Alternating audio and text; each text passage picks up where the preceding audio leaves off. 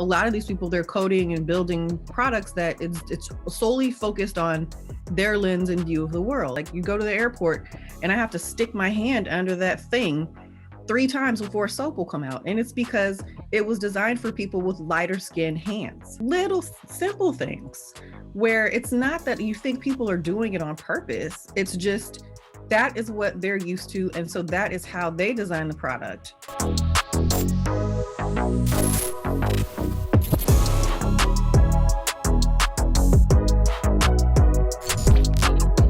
So too many of us don't consider non-technical roles at companies as being in tech, right? And so alternatively, if let's say we worked in healthcare and we worked in the law department, or we worked in HR in an energy company, you know, we're probably much quicker to say that we work in energy or in healthcare or one of those industries, but tech is a little bit different. Is there still some demystification we have to do, particularly for Black people, to feel like they belong in this industry? And where do you think that comes from?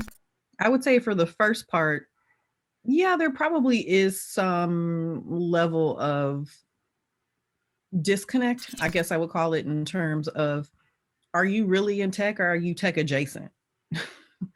And I think I feel like, particularly in my field, like being a lawyer, I feel like you're still in tech, because there are certain things that you have to do and double check in terms of make sure the product doesn't violate any laws, that your privacy is kept private, that, you know, something doesn't happen where the company ends up getting sued because of some discriminatory element of what it is that you created, or even if it's looking at it from the lens of how inclusive is the product? Like, can a blind person use this?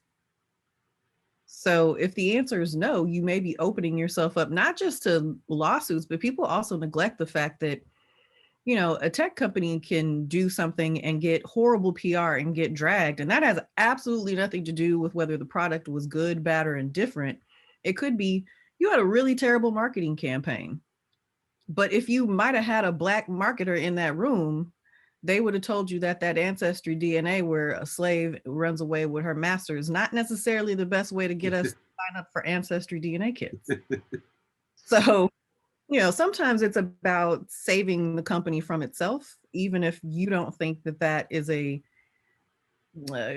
adequate tech role. And I'd say that because I'm married to a product manager. So he is very in and of tech and not tech adjacent.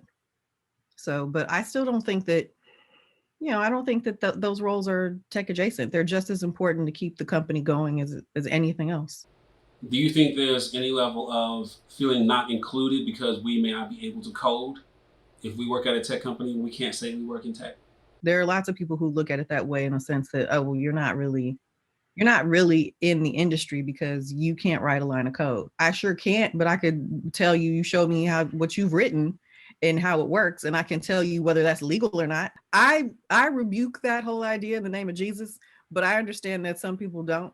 But I do think that there's definitely a hierarchy, and people look at it as the people who can code, or the people who are product managers, or the people who are product designers. Those are the people that are really in tech. All your, you know, your G&A functions, your legal, your sales, your marketing, HR, D&I, they look at that as like, it's not really, you're not really moving the product forward. Yeah.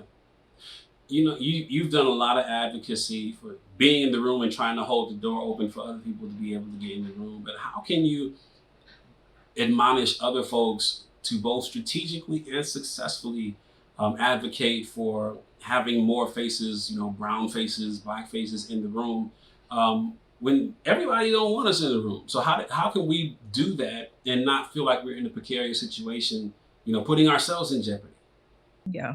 And I think that I wouldn't even say that a lot of people don't want us in the room. I say most of them probably don't want us in the room, because we're going to point out things that they don't see, because a lot of these people, they're coding and building products that it's solely focused on their lens and view of the world, which is not the global population. Sorry to say, that is not what the global population looks like. Y'all are actually in the minority. So They don't want us in the room. But I think what's important is, and I always lead from a diversity standpoint, is if you tell people how much money they can make or how much money they will lose, that is when they will listen. That is when they will care. They don't want to hear, like, I never ever start a conversation with, oh, well, it's the right thing to do. Well, hell, we all know it's the right thing to do, but if people really cared about doing the right thing, it would have already been done. So, but if I tell you, if you put out this type of marketing campaign with these visuals and this narrative, you are going to get dragged on Twitter. That ad is going to have to come down. You will have lost $500,000 in however many man and woman hours creating this ad. So there's that angle. Or it's, if you make a product that is inclusive and has multiple use cases and functions, and also maybe has an audio function, has a function that, you know, will allow that to have a blind person use it, you're going to gain that much more traction because now more people can use your product. Mm. You know, you testified before Congress about AI bias, artificial intelligence bias, and the congressman asked you about how that could be. You know, when you're just developing this software, and I guess some people might imagine that it's not inherently racist; it's just code, and right. But you know, can you speak to what's happening with the development of AI that should be potentially cause of concern for Black and Brown people as we get more into a world that relies on artificial intelligence? Yeah. And when he asked me that question, I just remember sitting in church with my mom and she would just pinch me and say, fix your face, fix your face. Because I was like, what do you mean? How could it possibly be inherently biased? It's code. Well, who makes the code? People with some unconscious biases. It's understanding that the people who are coding these things are coding them through their own lens and view of the world. And in addition to that, a lot of things that go into making these algorithms that will tell you your credit score or your availability for a certain mortgage amount is based on stale data. So the example that I gave was, if you are basing this off of data from 1965, well, they were still redlining in Black neighborhoods, saying we couldn't, having restrictive covenants and deeds that said we couldn't buy in certain areas. So if you're using that data, it's going to be inherently biased because it's based on racist laws. And the way that the easy summation of that for me is, who fact checks the fact checkers? Because in this instance, the people that are coding the algorithms that will determine your credit worthiness will also determine, they also use this same kind of functionality in policing algorithms to tell police where they should go on certain times of days. And it's based off of previous crime data history. It's based off of moon phases. It's based off of temperature records.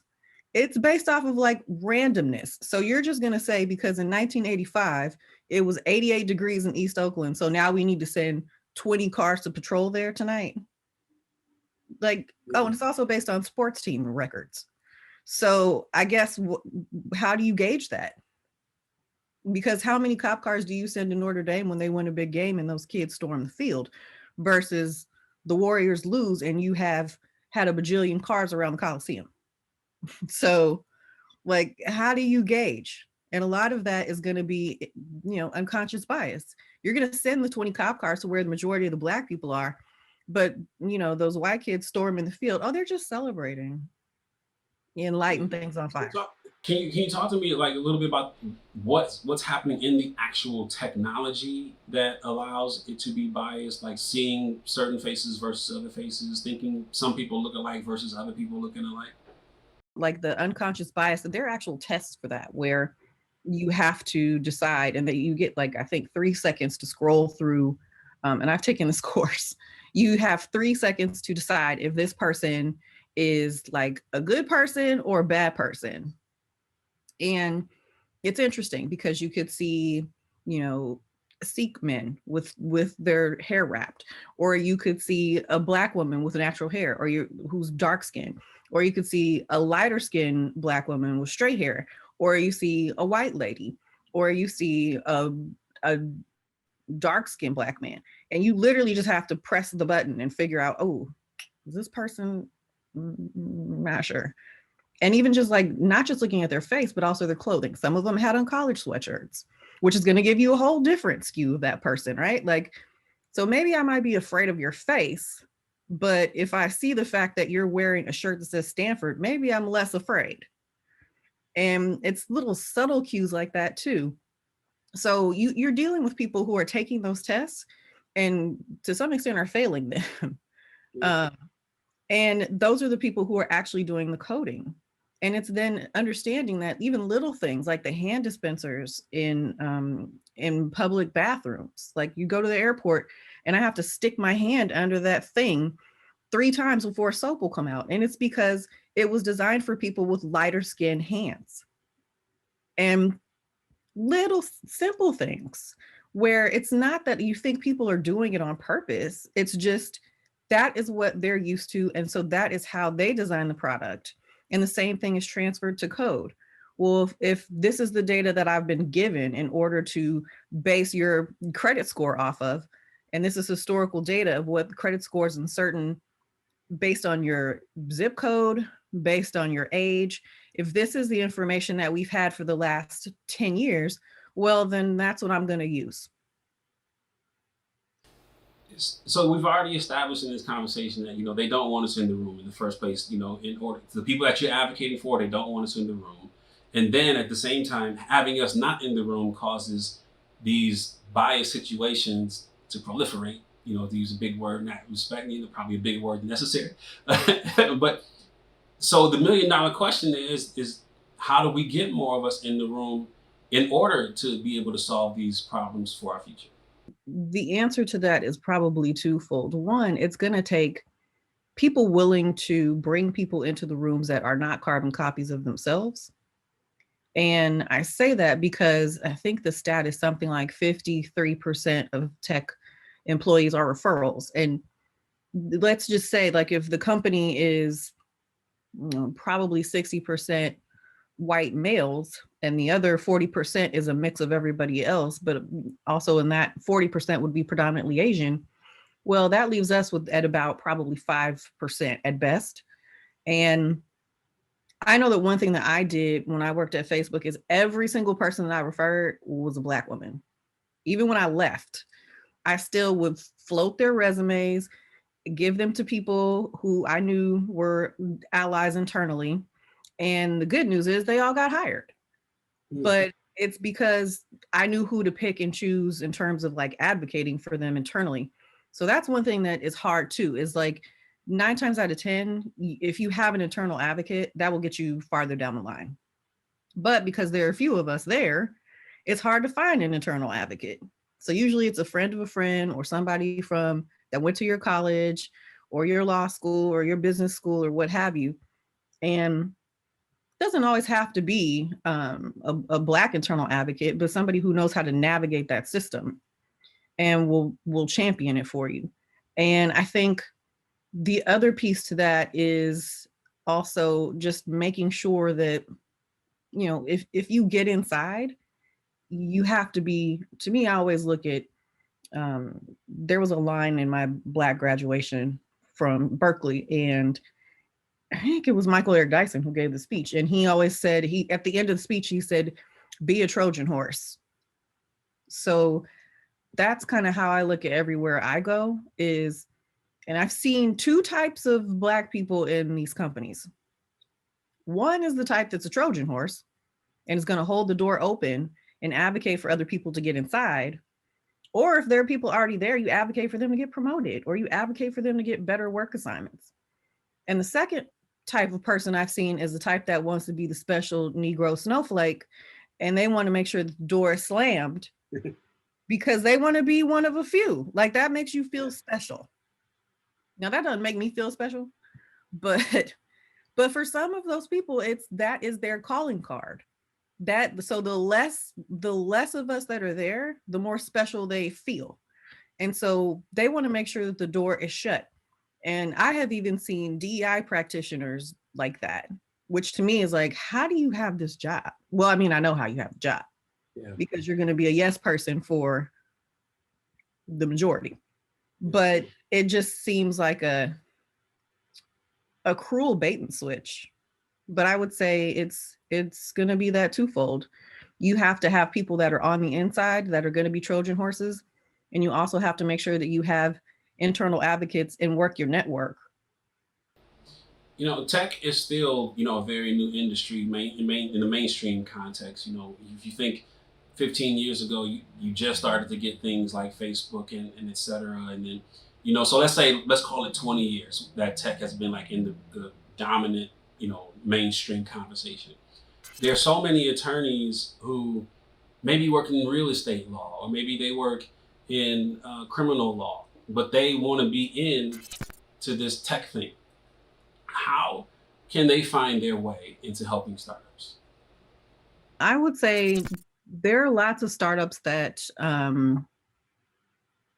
can't retain large firms. So, like if you think of like a Mofo or Cooley, um, you know, they just can't afford the larger companies. And so the answer to that would be maybe that person offers them discounted services just to get the experience, to say that they've been advising startups or helping startups. I think that's one thing that actually would be great in terms of bolstering your resume. And then who knows, if that startup actually gets more funding, then you would be the person that they would end up hiring as their first attorney, whether that's a general counsel role or some other. Um, the other thing you can do is I always tell people to make your experience analogous to whatever it is that you're applying for. So people tend to look at resumes and they don't really, or they look at job descriptions rather, and they don't change their resume to fit the narrative of what the job description is looking for. That is a huge no-no. So for every bullet point that is on that job description, your resume needs to detail how you have either done something that is just like that, and here are the results that I got from doing that work, or it needs to be an analogous argument, meaning I didn't necessarily do it this way, but this is something that I did that is very akin to what it is that you're looking for. And I don't even know, I would start off with, I haven't done this. I would just say, in accordance with, X, Y, and Z type of experience, I've done something analogous, such as blah, blah, blah, blah, blah. And here were the results from that. So always make sure that you are reading the job description and making sure that your resume lines up with it. A lot of people simply just send the same generic resume out over and over again. And also they need to be mindful that the way the job descriptions are written, it's, sometimes you can't tell what is, I bucket them in three ways. What's a must have, what is a nice to have, and what is a moonshot. Like, we want you to have these, 5 imperative skills. It would be great if you had these 3 that are nice to haves. And then, like, also if you speak Arabic and Japanese, like, we love it. Now, you probably aren't going to get that, but the other things you probably can. And also be mindful that though the words and the phrasing that they're using in those job descriptions, those are the keywords that they're going to be searching for in their portal when they're looking to advance people to screening interviews. And so again, if you're just sending out a generic resume and it doesn't have any of those buzzwords in it, you're not going to get past the screen. So let's take the other arguments or the other case to this. How does a startup that has potential court an advisor who may be a lawyer? What gets Bari's attention for you to be an advisor to my thing? Like, honestly, I'm not someone who focuses solely on, how fast can they go public, or how much money can they make, or how much money have they already raised. And for me, it's also the journey, and like, how passionate are these people or this team about what it is that they're doing. And also, I always try to ask people, what is a differentiation factor between you and your competitors? Because at that point, I've probably looked at who's your competition, how is this different? Like, what's going to be the factor that gets you noticed and gets you investment dollars and not crash and burn, as opposed to these people who are already doing something similar. May not be exact, but if it's similar enough, people will pass on it. So those are the things that really catch my attention. And in a deck, what does your deck look like? If you have a 30 slide deck, I'm not reading all that. How should startups be thinking about how should startups be thinking about compensating advisors? Like, is there a compensation for an advisor role? Is there an equity package? Like, how do you get, folk, really good attorneys to come on and give them some incentive to be there? Or do you need an incentive to be there? It's going to be on an individual basis. And I always say you get what you negotiate. So that's something that people should always be mindful of, is it's not going to necessarily be, you're not necessarily going to always get what you deserve. You're going to get what you can negotiate. And for me, when I have done it, it's been a mix of actual just equity and compensation. Some people choose just compensation. Some people choose just equity. It's really going to depend on what that person wants and what it is that the startup can provide. I would say 9 times out of 10, it's easier for them to provide equity because they may not have the cash on hand yet because they haven't raised. So, but if you're getting equity and they're doing a pre-seed round or anything else, like you're going to be one of the few people that's on the cap table. And that's a good place to be, particularly if they end up getting funding and they do go public or they're acquired. That's the other thing people don't think about. Everyone's always so like, short-term focused on, how long can we get to IPO? Well, maybe IPO isn't necessarily the best route to go. Sometimes it's perfectly fine to just get acquired by a larger company. So many people have, like, I was looking at your website, and so many people have blogs on their website that do not get updated because people got stuff to do. But like, you really go in on your writing, right? And I wonder, like, what makes you prioritize the thoughts that you have to say to publish them regularly? I think because there's always something going on, particularly in the last, I would say, 3 years. There's always been something going on, whether it's in the tech space or it has to do with social justice. And like, that was the thing that I wrote last, was talking about, all these tech companies made these pledges like after George Floyd, and like, oh, we care so deeply and we're going to invest in Black founders. We're going to do business, we're going to have more supplier diversity funds deviated and set aside for Black owned businesses. And we're going to have these hiring targets where we're going to have 25% of our leadership is going to be Black. And it's like, okay. And then you read the fine print and it's like, by 2026. And it's like, okay, well, that's fine. At least you gave me something to work with, right? Like there's a metric and then there's a date. But that was my gripe, is it's been a year and no one has reported out on any of the things that they've done. And like, where is it? Because I could say I'm going to do a whole bunch of things today, but I won't have them done until 2026. So does that mean you're not going to start working on them until 2025? So for me, it's one of those things where it should be a constant progress report. And the other thing that gave me such pause about that was the idea of saying, oh, well, we're going to self-audit and report out to the press. It was like, no. That literally is like what I said. That's like if I punish my son and then tell him, well, what do you want your punishment to be? And he says, I want cookies and ice cream and my Nintendo Switch. And I say, okay. And then I'm just going to report out that he was punished. I'm not going to tell you all that other stuff. So that to me is not a viable option. There need to be independent auditors that are coming in and looking at that, because there's no incentive for the companies to really tell us the truth, right? Like they'll just report out the metrics that fit their narrative that makes it look like they did something, but they're going to completely bypass maybe the other 4 things that they said they were going to do. So we'll just tell you about this one. Just focus on this one. And then you ask them, well, what about the other 4? Well, what about them? We really did really great on this one, though. Yeah. I mean, but when we have, I don't want to call everybody in diversity theater, but there's a lot of folks who do diversity theater when we have things like a George Floyd during the COVID pandemic happen.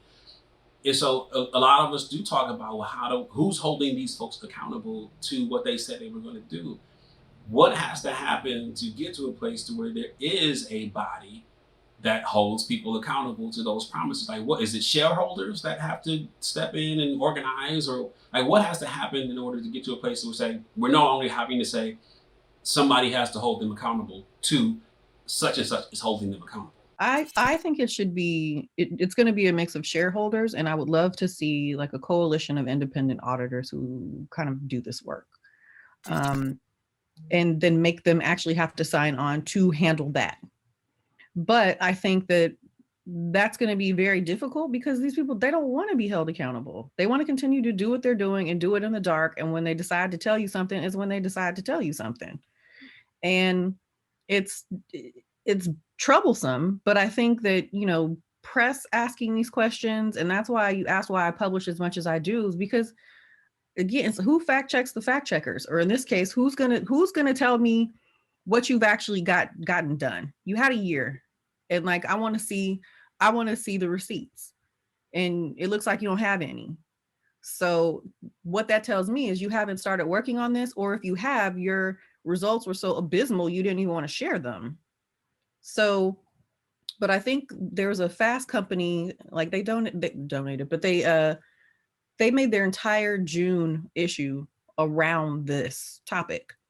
And I think if you have more people continuously asking the question, you can only avoid it for so long if there are like 8 or 9 publications asking you the same question.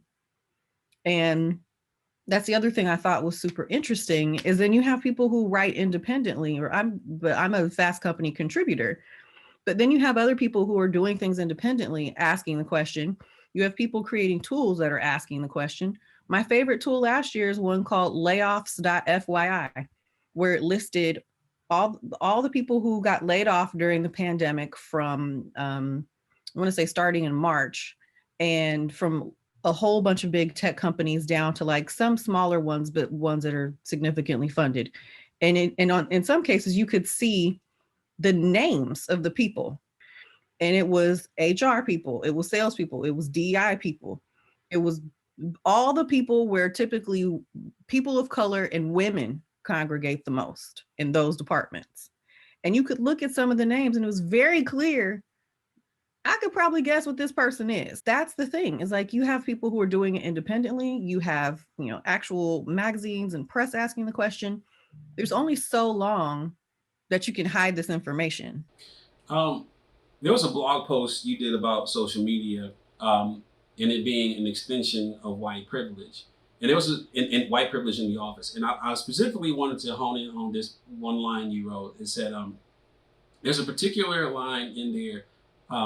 It says, there's an added layer of complexity when you add tech and social media to this mix. Now, you don't just get to know your colleagues in the workplace, but also by their digital presence and what they choose to comment on or avoid. And I particularly ask this because I hire people, and I wonder, because the first time I see a resume, I go look at Facebook, I go look at Twitter, I want to see what you're talking about and who are you really beyond this resume that you gave. And I wonder your thoughts on how this continues to play out, and is there a thread of white privilege in there, to your point of the complexity in tech? I think there definitely is. I think that the complexity with it is like oftentimes you're working with these people who are also building the tools. And one thing that they did at Facebook is as soon as you accept your offer, I think within 45 minutes of me accepting my offer, my soon to be colleagues sent me Facebook requests. And I was like, oh no, how are we doing it? I don't know. And my husband specifically said, why don't you just create the limited profile function and add them to that? And I said, honestly, that sounds like a lot of work. Like that's me maintaining essentially 2 digital presences on one platform. That's too much work. If you look, get what you're getting, because I wouldn't, if you send me a friend request and like you just remain in purgatory. So I think it is the digital presence of, what are the things that you choose to comment on and what are the things that you ignore? And it's not like people don't notice that. So whether it is, you didn't acknowledge that there was a string of people that were killed by police or armed vigilantes in the case of Ahmaud Arbery. If you don't want to talk about that, or you don't speak on that, or you don't notice it, but you hear us talking about it in the break room or something, or you hear us talking about it outside of work and you happen to just, join in with something like that, but you don't say anything, don't think that when you walk away that we weren't talking about the fact that you didn't say anything. Yeah. Yeah. And, I've been in other workplaces where something like that will happen, and, people will just completely pivot and run from the conversation.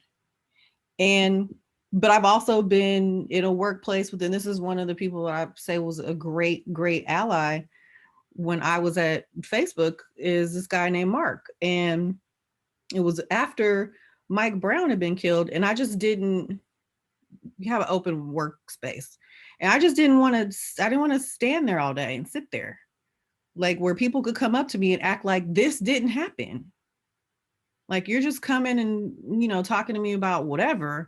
And I don't want to talk about that. So I went and locked myself in an empty conference room. And he went around the floor to all the conference rooms looking for me. And then when he did, he just knocked on the door. And I was like, sure, come in. And he was like, I just want to know if you're okay. And I was like, how long did you go around this building? He was like, yeah, about 10 minutes. And he's like, but I just wanted to know if you were okay.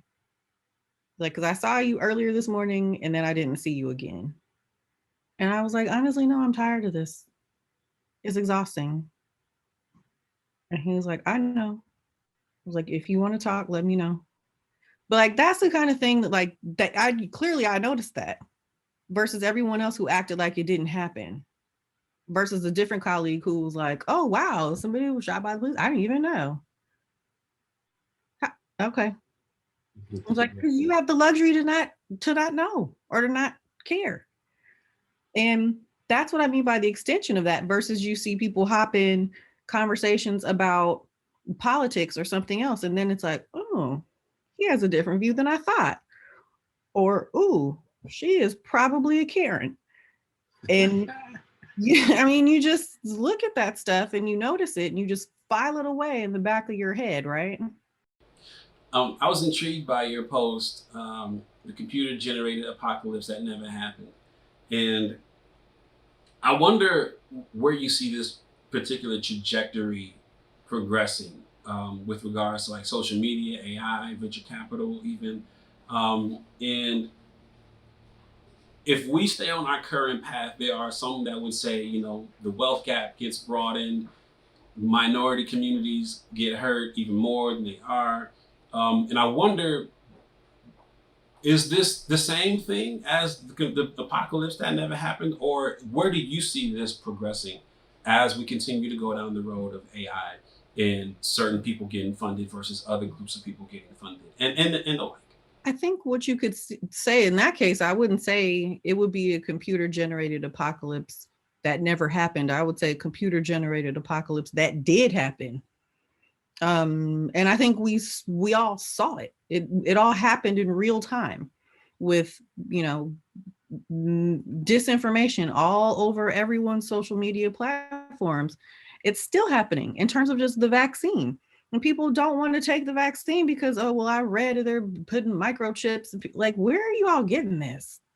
But it's one of those things that if, you are using non-traditional outlets to get your information, which I don't think is necessarily always a bad thing, but like, I'm not taking any type of, medical advice from Alex Jones on InfoWars. It's just not ever going to happen.